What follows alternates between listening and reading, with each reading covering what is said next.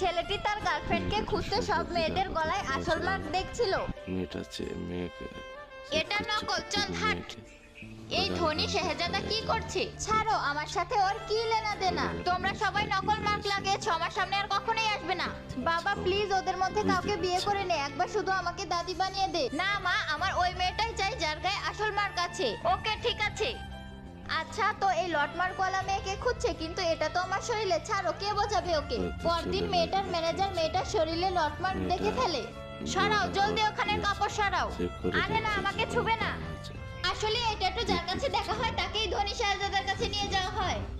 হ্যাঁ আমি জানি, ওনার এক্সজিএফ এর গায়ে এই ট্যাটু ছিল। ওনার শেহজাদিকে অনেক পিটিয়েছে, এই জন্য ছেড়ে চলে গিয়েছে। সত্যি নাকি? আরে না, আমি তো মজা করছি। মজা করছিলে? আমি আগে থেকে জানি, পাগল হওয়ার নাটক করছিলাম। পরদিন মেয়েটি ছেলেটিকে পানি খাওয়াচ্ছিল, তখনই মেয়েটির কাপড় সরে যায়। ওর কাপড় সত্যিই ছেলেটি দেখে ফেলে।